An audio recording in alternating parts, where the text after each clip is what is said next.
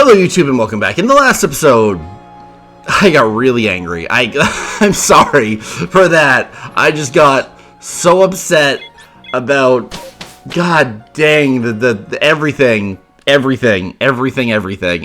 everywhere all at once kind of thing. Like, I just couldn't help myself. I'm sorry. It just spiraled out of control and it just turned into a lot more than I was expecting it to turn into.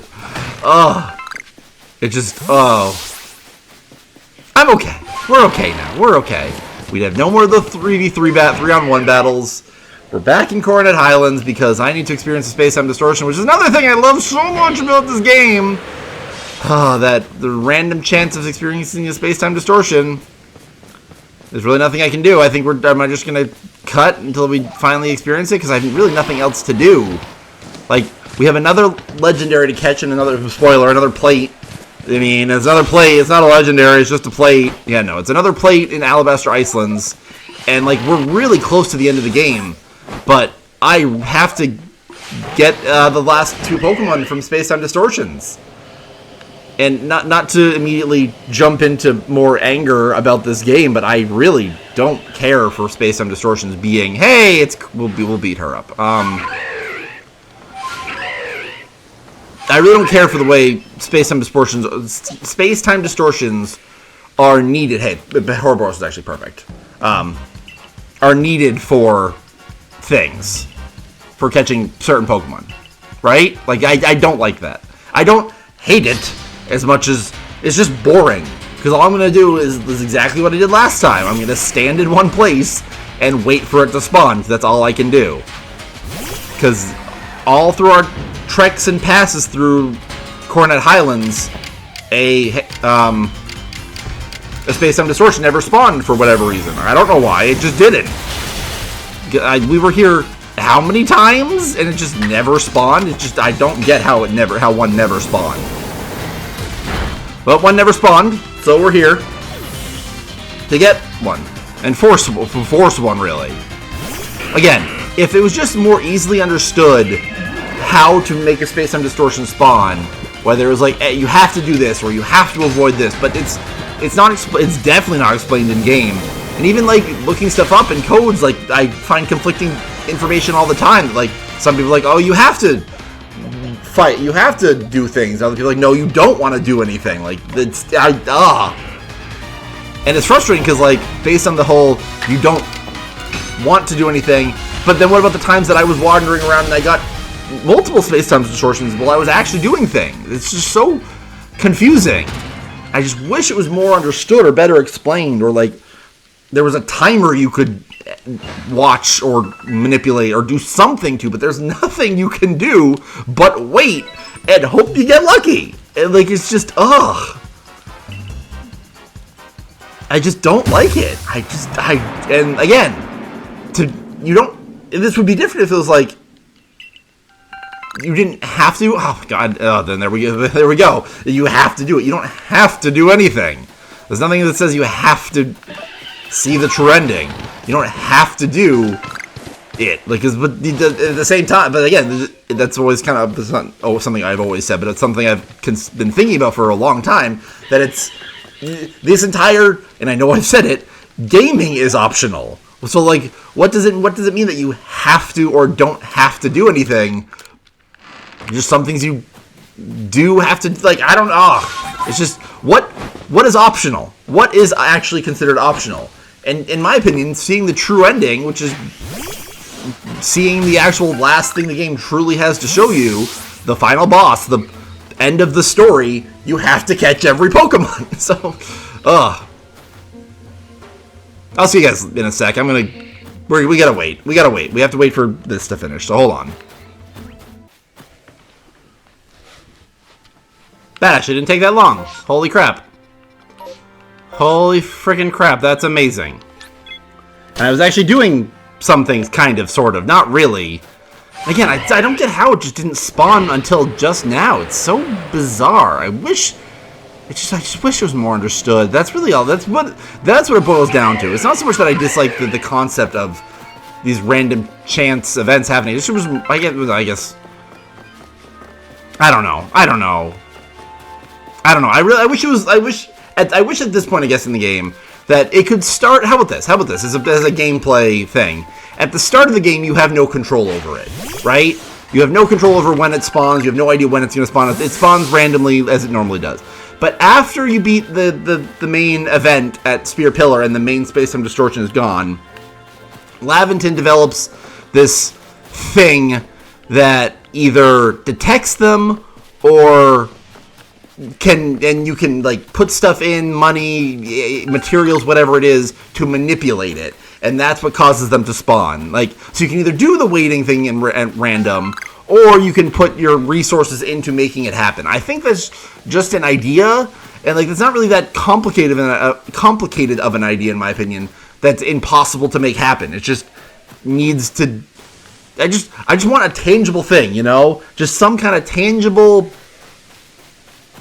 not necessarily proof, tangible aspect that like I can either manipulate or understand, rather than just sitting and waiting painfully. That's all it is. That's at the end of the day, that's what I'm most frustrated by. Like I just want something. I just want something. Ugh.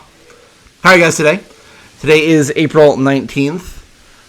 It is a very warm April 19th. It is like probably what is, I'm gonna check my phone. Screw it. I'm gonna check my phone and see what the temperature is out. No, I don't want Discord. There's my phone. It is 79 degrees out. Holy crap. Like, ugh.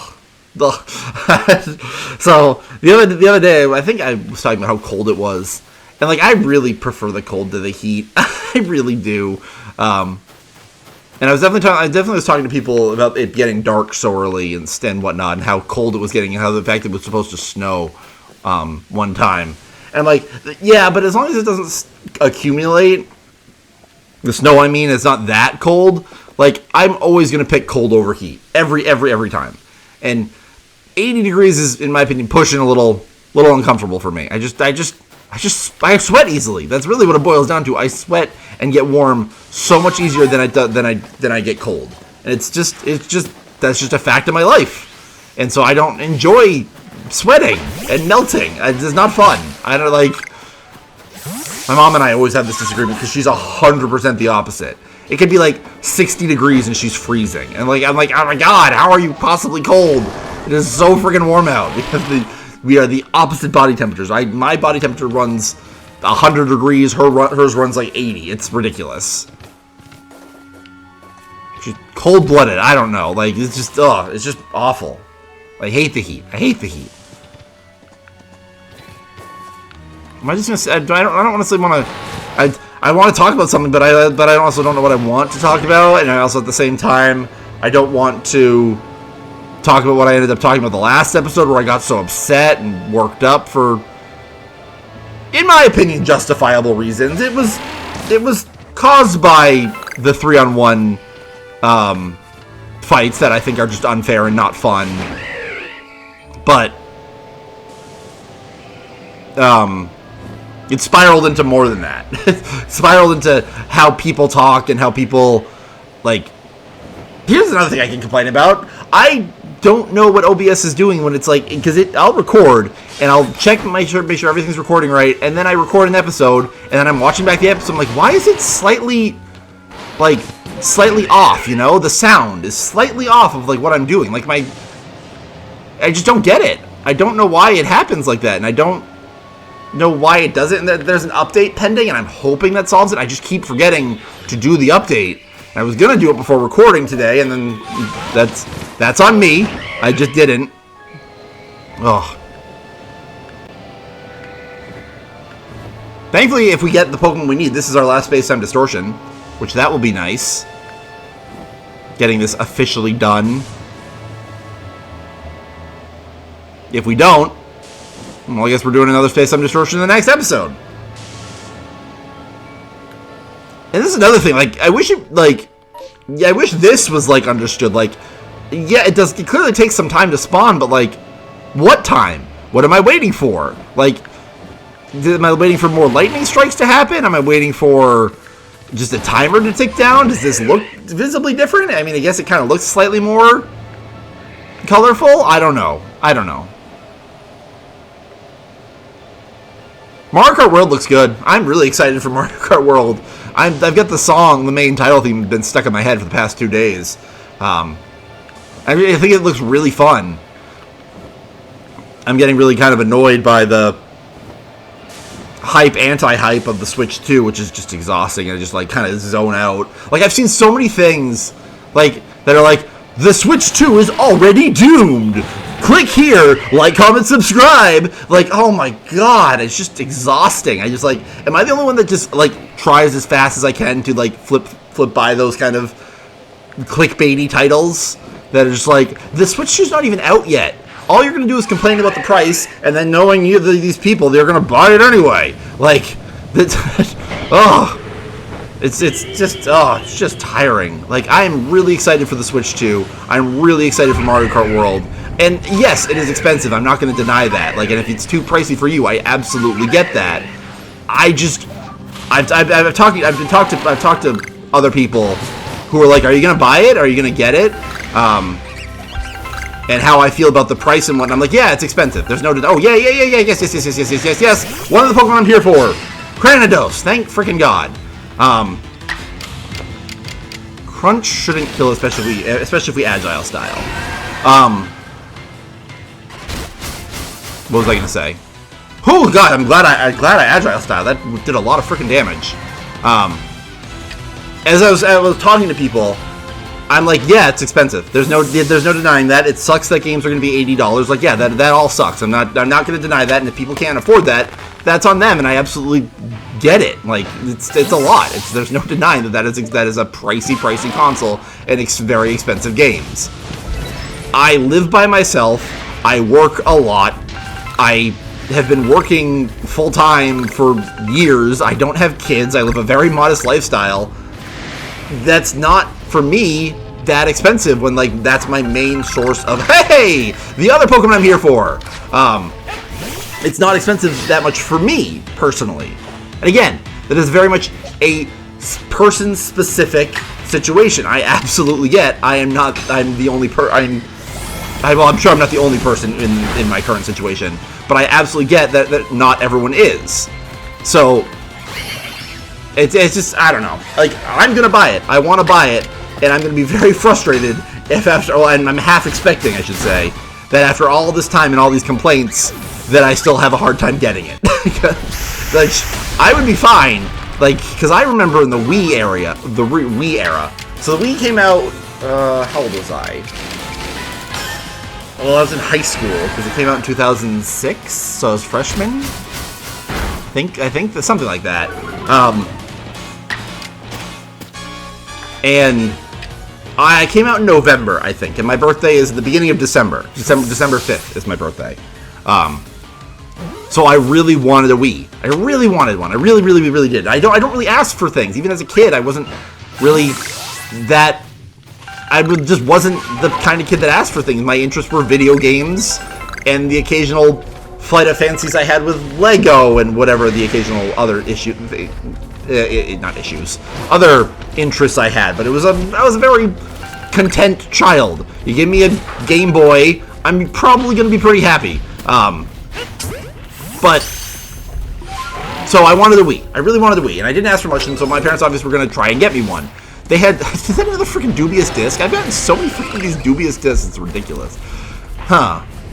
That's tempting to, if I can catch Magmortar. You know, I'm going to see if I can catch that Magmortar. Another Eevee. Can I hit this? Oh, we missed. That's kind of crazy. Just shot out. Can I get you alone? If I can get you alone. Oh, I was hoping I'd get him alone. So I really wanted a Wii. I really wanted one. My birthday came. My parents couldn't get one. They tried and but it was so hard to. It almost looks like a gravestone. That was weird. I didn't know you could investigate those things, and I thought they were gravestones. They couldn't get one. My dad really tried, and so once that it was kind of the cat was out of the bag, and they still hadn't gotten me my birthday present, essentially. I then joined the hunt for getting one. It was such a pain in the butt to get one. We would open up stores, and they'd already be sold out because they had sold them to the people who worked at the GameStops and were already or their GameStop people. I remember my mom and I went to a mall.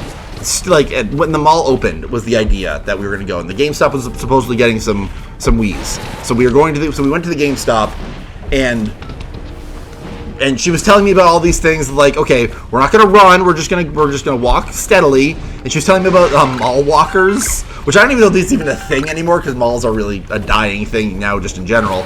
But they're people that would walk the mall for like exercise, I guess. Very old person thing. But she's like, don't run old ladies over is what she was telling me to get the Wii.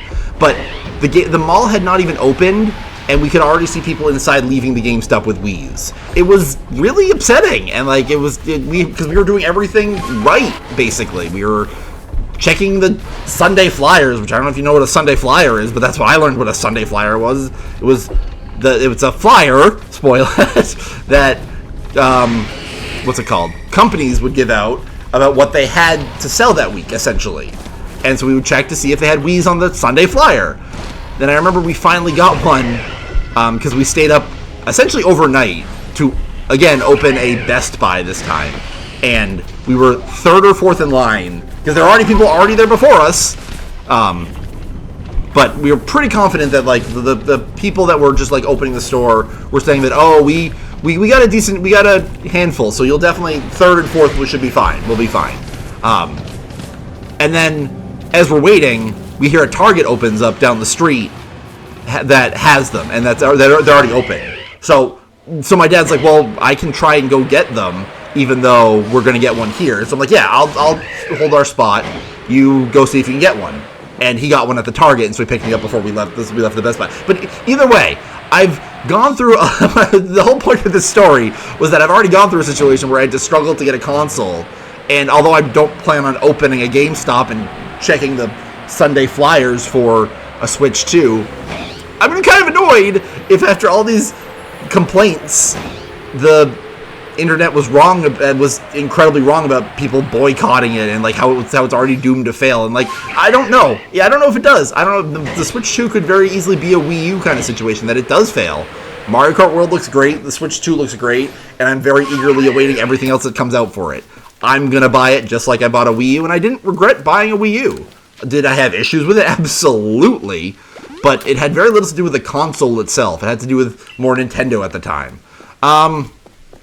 Well, I caught the 2 Pokemon I needed. Yay. Let's see what we have to do for them. What else did I catch? Oh, I caught 2 Cranidos. I forgot I caught 2 Cranidoses. I want to finish both. I'm going to see if I can finish both Cranidos and Shieldon before we're done. Because I was in my story. Cranidos and Shieldon are both the Sinnoh fossil Pokemon. So when we saw those fossils way back towards the end of the game in that origin cavern, and I was like, oh, that's cool that you can see them even though they're not in this game. I looked it up later. I'm like, fuck, they are in this game, so I had to get them through this method. They can only be caught through space-time distortions and then evolve. So what do we have to do? Ancient Power, easy, and evolve. Easy peasy. Okay, I'm glad I got 2 large specimens. Holy crap, I got really lucky. Holy crap. Shield, that means shield. Crap! How many times do I have to use Ancient Power with Shieldon then? Because evolving it's 2, so that's 6, so I only have to get that up to 3. Oh, that's easy. So that's easy. That's easy peasy. I can easily do that. Gotta go. I'll finish Cranidos and then hold on. Hold on. Okay, so I changed my mind. So let's talk to Laventon. Yes. So I feel like was Tradeurus already done? I think so, yeah, that sounds familiar. But Heracross is done because we've been kind of killing them and we've been finding them, so cool. This Pokemon has an unparalleled horn. Heracross itself demonstrates tremendous power. It's capable of throwing several people trained in the traditional arts of war at once. I love Heracross. Heracross has always been cool. I definitely met Bronzor. Cranidos, so an incredibly rare sight. They duel each other by ramming their heads together, and the resulting sound echoes throughout the area like the pealing of a bell. I've never heard that expression. So because I caught 2 Cranidoses, it was very easy for me to finish Cranidos. Shieldon's going to take some work because we need to use Ancient Power 6 more times, because Caught is 2, Heavy Specimens is 2, so that's 4. Evolve 2 will be 6, so that means we need 4 levels of Ancient Power, and level 4 of Ancient Power is 12. So in the next episode, I will meet you in Alabaster Icelands, because we are going to finish Shieldon, evolve Cranidos, Shieldon, and then finish those 2 Pokemon that they evolve into, and then we will go on our way to getting our next and final plate of Snow Point Temple. So we'll do all of that in Alabaster Icelands in the next episode. Sounds good? Sounds good to me. See you guys later.